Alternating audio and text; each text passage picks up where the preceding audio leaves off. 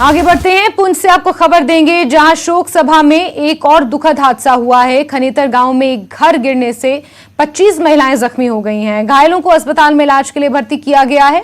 दरअसल आपको बता दें कि खनेतर में जाकिर हुसैन की बेटी की मौत हुई थी, जहां पर बड़ी संख्या में लोग, विशेषकर महिलाएं, शोक व्यक्त करने पहुंची हुई थी, अपनी संवेदनाएं व्यक्त करने पहुंची हुई थी। और इसी दौरान यहां पर यह हादसा पेश आया है। 25 महिलाएं इस घर के गिरने से चपेट में आ गई हैं, जिन्हें चोटें लगी हैं। अस्पताल में उन्हें इलाज के लिए भर्ती किया गया है।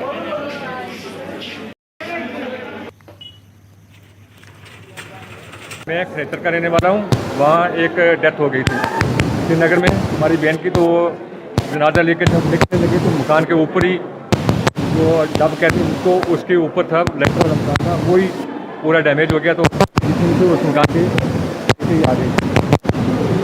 25 आदमी बच्चे हैं, जो सब होते हैं, अभी शिफ्ट किया पहुंच। वहीं हादसा जम्मू श्रीनगर राष्ट्रीय राजमार्ग पर भी हुआ। इस हादसे में 5 छात्र जख्मी हुए हैं। एनआईटी श्रीनगर के 5 छात्र परीक्षा देकर घर जा रहे थे। इसी दौरान रामबन के पास तिरी क्षेत्र में उनकी बस पलट गई, जिसमें 5 छात्र जख्मी हो गए हैं। स्थानीय लोगों और पुलिस ने घायलों को नजदीक के अस्पताल में इलाज के लिए भर्ती किया है। पुलिस ने मामला दर्ज कर जांच शुरू कर दी है। तो जम्मू श्रीनगर नेशनल हाईवे पर यह सड़क हादसा पेश आया। साढ़े है ना इंजीनियरिंग स्टूडेंट एनआईटी श्रीनगर से आ रहे थे। अच्छा, तो कहाँ जा रहे थे आप? हम लोग सेमेस्टर एग्जाम जैसे खत्म हुआ तो घर जा रहे थे। अच्छा। जम्मू से सारे अपना है ना वहाँ पे जिसका जितना टाइमिंग था ट्रेन वहाँ से। अच्छा, तो यहाँ रामबन में एक्सीडेंट हो गया? हाँ। तो सभी लोग सेफ है अभी? हाँ, सब सेफ है। सिर्फ है ना 2-3 चोट लगा है। अच्छा, तो उनको शिफ्ट किया। आगे बढ़ते हैं। प्रधानमंत्री नरेंद्र मोदी ने आज सरकारी विभागों में भर्ती होने वाले लगभग 71,000 बेरोजगारों के बीच नियुक्ति पत्र वितरित किए। इस अवसर पर पीएम ने कहा कि युवाओं का मौका आ गया है। पीएम ने कहा कि रोजगार के नए सेक्टर खुले हैं, सैन्य उपकरण भारत में बनेंगे। इसके द्वारा रोजगार के नए अवसर पैदा हो रहे हैं। जम्मू के चयनित उम्मीदवारों के बीच भी नियुक्ति पत्र वितरित किए गए।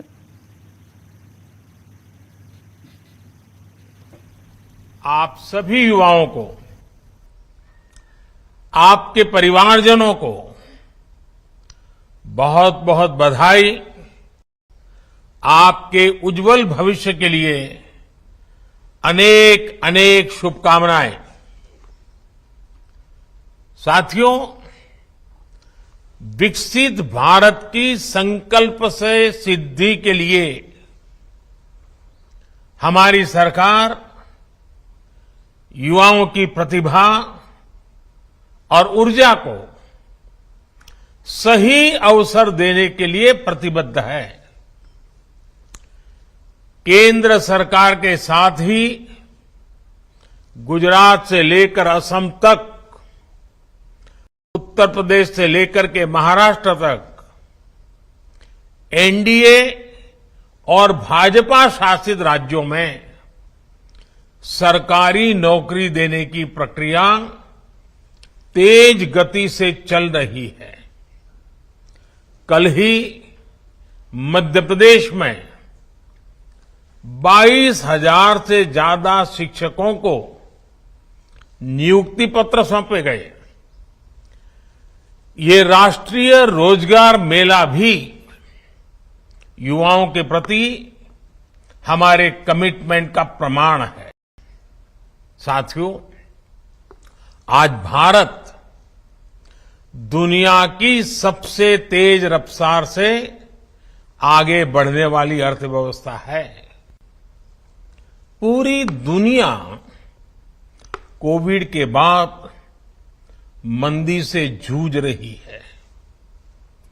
ज्यादातर देशों की अर्थव्यवस्था लगातार गिरती चली जा रही है, लेकिन इन सब के बीच भारत को दुनिया एक ब्राइट स्पॉट के तौर पर देख रही है। आज का नया भारत अब जिस नई नीति और रणनीति पर चल रहा है, उसने देश में नई संभावनाओं और नए अवसरों के द्वार खोल दिए हैं। एक समय था जब भारत टेक्नोलॉजी हो या इंफ्रास्ट्रक्चर एक प्रकार से रिएक्टिव अप्रोच के साथ काम करता था, बस रिएक्ट करना। 2014 के बाद से भारत ने प्रोएक्टिव अप्रोच अपनाई है। इसका नतीजा ये हुआ है कि 21वीं सदी का ये तीसरा दशक रोजगार और स्वरोजगार के वो अवसर पैदा कर रहा है जिनकी पहले कल्पना भी नहीं की जा सकती थी। अपनी काबिलियत से, अपने कार्यों से देश को आगे बढ़ाने में, देश की प्रगति कराने में ये अपना अपना योगदान देने वाले हैं। यही आज प्रधानमंत्री जी ने कहा है। और वैसे भी आप देखेंगे कि पिछले 9 सालों में देश ने हर क्षेत्र में गति के साथ जो प्रगति की है वो सबको दिखती भी है। मतलब हर तरह से देश आगे बढ़ा है। 10वें नंबर से आज भारत 5वें नंबर पर है। और आप देखेंगे कल ही आईएमएफ की जो कहना है, आईएमएफ का भी और दुनिया के जितने अर्थशास्त्री हैं, इकोनॉमिस्ट हैं, सबका ये कहना है कि आने वाले 5 साल में भारत जर्मनी और जापान को भी पीछे छोड़ते हुए दुनिया की 3 सबसे बड़ी आर्थिक शक्तियों में से एक हुआ। मोदी जी वो फैसले ले रहे हैं जो देश हित में है। और वो कहते हैं कि ये ताकत मेरी नहीं है, ये ताकत इस देश के 130 करोड़ लोगों की है जिन्होंने मुझे ये फैसले लेने की क्लियर मेजोरिटी की ताकत दी। इसलिए मैं फैसले कर पा रहा हूं। आज भारत किसी के दबाव में नहीं आता, लेकिन मोदी जी ने पहले कहा संकल्प से सिद्धि। उनके हर कार्य में संकल्प होता है और उसको सिद्धि तक पहुंचाते हैं। समय पर कार्य करना ये मोदी सरकार की नीति में है। तो इसलिए विपक्ष के पास कहने के लिए कुछ नहीं है।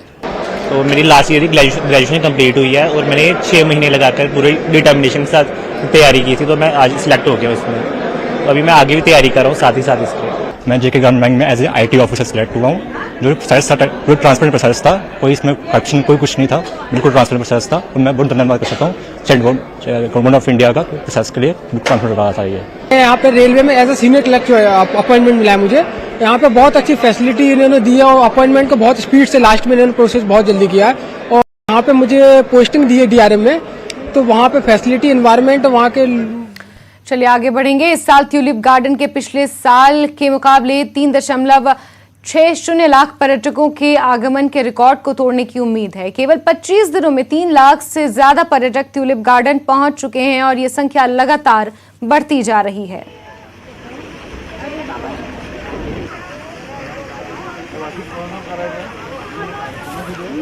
एशिया का सबसे बड़ा टूलिप गार्डन एक बार फिर से सुर्खियों में है और इस बार सुर्खी ये है कि पिछले 25 दिनों में एक रिकॉर्ड नंबर जो टूरिस्ट का है वो यहाँ पे आया है। बताया जा कि तकरीबन 3 लाख के करीब जो हैं वो सयाह न सिर्फ मुल्क से बल्कि बैरून मुल्क से भी यहाँ पे आए हैं। सबसे पहले आपको विजुअल्स में दिखाएंगे। यहाँ पे ब्लूम जो है वो पूरे चरम पे अपने हैं। अलग अलग किस्म की आप वैरायटीज यहाँ पे देख सकते हो। बताया जाता है कि 68 के करीब जो है वैरायटीज इस बार टुलिप्स की जो है वो यहाँ पे इस टुलिप गार्डन की शोभा बनी है। और दूसरी ओर अगर हम बात करें तकरीबन 70 लाख से ज्यादा बल्ब्स इस बार लगाए गए थे, टुलिप बल्ब्स। जो फॉरेन टूरिस्ट हैं उनकी भी एक अच्छी खासी तादाद इस बार रही है।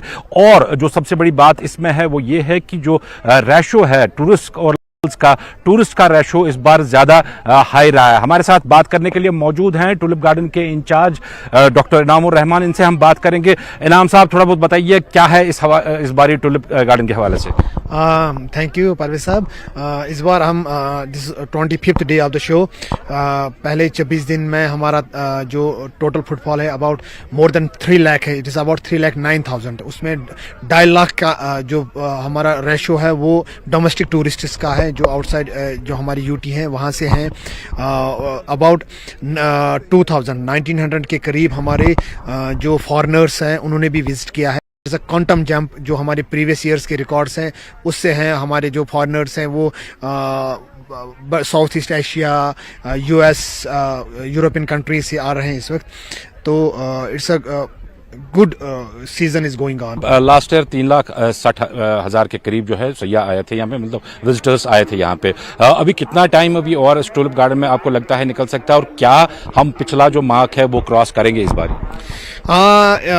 इस साल आपको भी पता है कि बीच में बारिशें भी हुई और थोड़ा टेम्परेचर मॉडरेट रहा, उसकी वजह से लाइफ थोड़ी इसकी एक्सटेंड हुई है। अभी भी हमें लग रहा है कि इसकी जो लाइफ है वो करती है क्लाइमेटिक कंडीशंस, वेदर कंडीशंस पे, और पिछले 2-3-4 दिन से वेदर काफ़ी हॉट है, तो लग रहा है कि अभी शो ठीक चल रहा है, तो मुझे लगता है कि we will break previous record. काफ़ी टाइम से यहाँ लोगों की मांग थी कि फॉरेन टूरिस्ट ज़्यादा से ज़्यादा आए, और कोविड के बाद कम हो गया था काफ़ी। क्या इसको एक पॉजिटिव स्टेप माना जा सकता है? बिल्कुल पॉजिटिव स्टेप माना जा सकता है, और जिन जिन फॉरेन टूरिस्ट्स के साथ मैंने बात की कि उनका यही कहना था कि US से आए थे एक कपल, देन एक बहुत ही बड़ा ग्रुप था, it's a group of about 37 foreign tourists, वो पैन यूरोपियन कंट्रीज से, फ्रॉम जॉर्जिया, जर्मनी, स्पेन, तो वो उनके साथ जब मैंने बात की तो उनका एक मोटिव था कि हम just we have come to visit tulip garden. That means कि जो मुद्दा और मकसद था, जो मिशन लेके हमने ट्यूलिप गार्डन बनाया था कि it should create an appeal, इसने अब एक ग्लोबल अपील क्रिएट की है। लोग आ रहे हैं इसको देखने के लिए, and it will go on adding. So I am from Bengal, Kolkata, and I'm Pingala. And this is my first time visiting Tulip Garden, and it's amazing. Believe me, अगर जन्नत कहीं हो तो वो तो है ही यहाँ पे।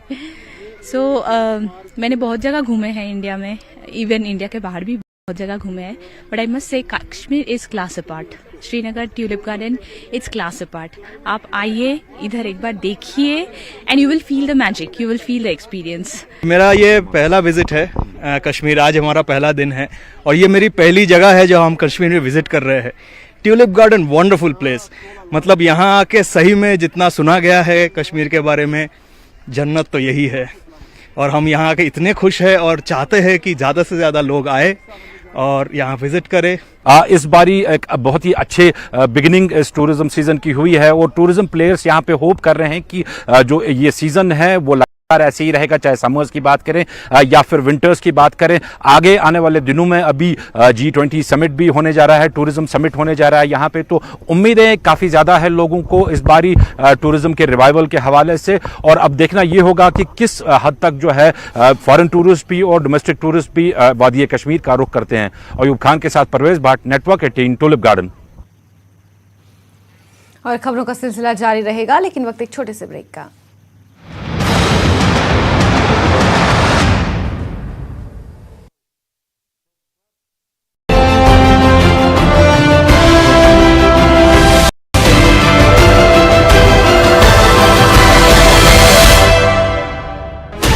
Sixteen channels, 15 languages, 26 states, 1,200 plus reporters, 67 plus crore viewers. India's largest news network, News 18 Network.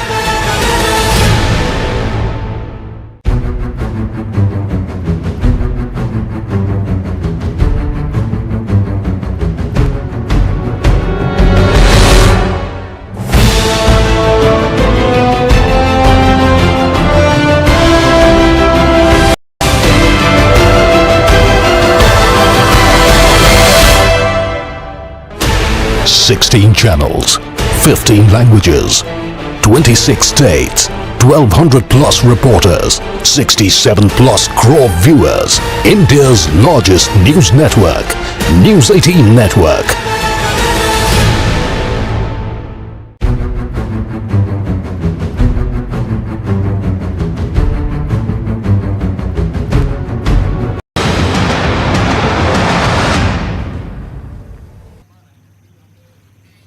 आगे बढ़ेंगे, बात कोरोना महामारी की करेंगे। देश में कोरोना के मामले तेजी से बढ़ रहे हैं। कल के मुकाबले में आज काफी उछाल देखा गया। पिछले 24 घंटों में कोरोना के 10,158 नए मामले सामने आए हैं, जिसके बाद एक्टिव केसेस की संख्या बढ़कर 44,998 हो गई है।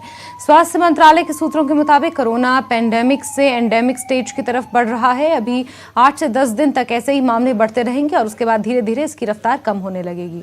वहीं कल रात अंतिम आधिकारिक आंकड़े जारी होने तक जम्मू कश्मीर में कोविड-19 के 122 नए मामले सामने आए। इसमें 70 मामले कश्मीर से जबकि 52 मामले जम्मू संभाग से सामने आए हैं।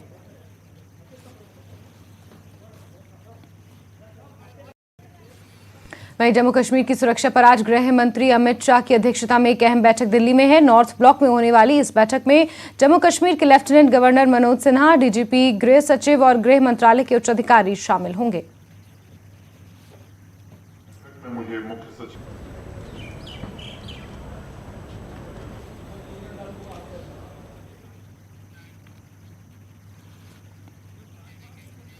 केंद्रीय मंत्री नरेंद्र सिंह तोमर ने कृषि विज्ञान केंद्र नेवमा लद्दाख का दौरा किया और कामकाज का निरीक्षण किया। उन्होंने केवी वैज्ञानिकों और सूक्ष्म सिंचाई सुविधाओं और कृषि चारागाहों के विकास में उनकी भूमिका की सराहना की। उन्होंने पुरस्कार विजेता लद्दाख ग्रीन हाउस परियोजना का निरीक्षण भी किया। भूमि बंदोबस्त के मुद्दों पर केंद्रीय मंत्री ने अधिकारियों और संबंधित विभागों के सर्वेक्षण करने और मुद्दे को जल्द से जल्द हल करने के लिए संभावित कदमों का पता लगाने के निर्देश भी दिए। जैसे कि आज हमारे ऑनरेबल मिनिस्टर साहब जो नरेंद्र सिंह तोमर जी केवी के पधारे, हमारे लिए बहुत सौभाग्य की बात है, क्योंकि एक यूनियन कैबिनेट मिनिस्टर केवी के जो 14,000 फीट पे हाईएस्ट एल्टीट्यूड पे 731 केवी के इसके टॉप पे जो केवी के योमा का शोभा बढ़ाने के लिए नरेंद्र साहब वहाँ पे पधारे, इसलिए मैं तहे दिल से शुक्रगुजार हूँ। केवीके में हमारा जो प्रोग्राम था, मिनिस्टर साहब ने माइक्रो इरिगेशन पे इनॉग्रेशन किया। मशरूम जो यहाँ के लिए बहुत अहमियत रखते हैं, यहाँ के फार्मर्स के लिए मशरूम एक लैब का उद्घाटन किया। बिसाइड दैट जो हमारे ऑनरेबल प्रधानमंत्री जी और हमारे कैबिनेट मिनिस्टर एग्रीकल्चर का जो नेचुरल फार्मिंग पे जो हमें फार्मिंग पे जो हम जोर दे रहे हैं, उस चीज़ को हमने चांगथांग जैसे एरिया में उनको बढ़ावा देने के लिए हमने आज कुछ नेचुरल फार्मिंग के हमने डिस्ट्रीब्यूशन करवाए। बिसाइड दैट हमने मिलेट्स का जो इंटरनेशनल मिलेट्स ईयर का जो हमारे चांगथांग के लिए एक ये बहुत इनोवेशन होगा अगर यहाँ पे मिलेट्स आता है। उस सीड को हमने कुछ प्रोग्रेसिव फार्मर्स में हमने डिस्ट्रीब्यूशन। बिसाइड दैट आज हम दुंगटी में भी हमारा काम जो है वाइब्रेंट विलेज पे चल रहा है, जो हमने प्रपोजल दिया हुआ है, तो उस पे हमने थ्रू टीएसपी उन पे सीड और मेडिसिन्स और बहुत सारे एग्रीकल्चर के प्रोडक्ट्स फार्मर में श्री नरेंद्र सिंह तोमर जी के हाथों और एमपी साहब और बहुत सारे जो मिनिस्टर जो हमारे रविंद्र सर और बहुत सारे लोग जो ऑफिसर्स हैं वहाँ पे प्रेजेंट थे, उनके उपस्थित में हमने ये चीज़ उनमें डिस्ट्रीब्यूट किया और डीसी साहब भी थे, सबके उपस्थित में हमने ये चीज़ डिस्ट्रीब्यूट किया। मैं बहुत तहे दिल से शुक्रगुजार हूँ हर एक डिपार्टमेंट जो मेरे यहाँ एसडीएम साहब से लेके जितने भी मेरे यहाँ पे sheep husbandry, animal husbandry, forest department और जितने भी डीसी साहब, रविंद्र सर और मेरा अपना एसोसिएट डायरेक्टर साहब और सबसे मेन हमारा जो वाइस चांसलर साहब, डी साहब और हमारे अटारी डायरेक्टर साहब डीडीजी साहब का, क्योंकि उनके बिना, उनके सपोर्ट के बिना आज का ये प्रोग्राम में सक्सेस नहीं कर पाते। भारत सरकार की ओर से होटल मैनेजमेंट एज लिमिट को लेकर बड़ा फैसला लिया गया है। इसमें अब होटल मैनेजमेंट में बीएससी करने के लिए कोई एज लिमिट नहीं होगी। आपको बता दें, पहले सामान्य श्रेणी वालों की उम्र 25 जबकि रिजर्व कैटेगरी के लिए 28 साल रखी गई थी। अब 12वीं के बाद युवा वर्ग बीएससी होटल मैनेजमेंट में एडमिशन ले पाएंगे। इसके साथ ही डिग्री और डिप्लोमा दोनों ही कोर्स में होटल मैनेजमेंट कर पाएंगे। वहीं होटल मैनेजमेंट के कोर्सेज जवाहरलाल नेहरू यूनिवर्सिटी दिल्ली से मान्यता प्राप्त होंगे। ये जानकारी राज्य होटल प्रबंधन संस्थान धर्मशाला के विभाग अध्यक्ष राजन शर्मा ने दी है।